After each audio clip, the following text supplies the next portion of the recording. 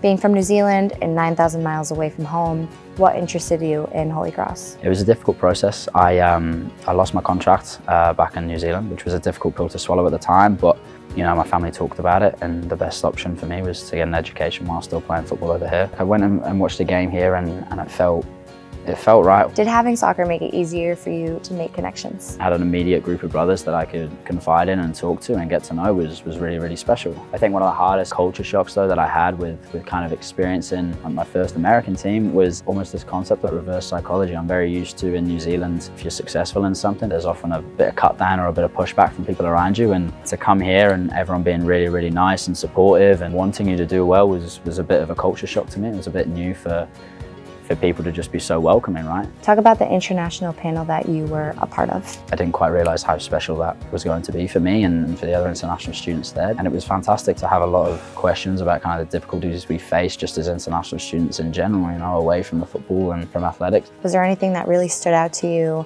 or something that you felt like you really related to with the other panelists?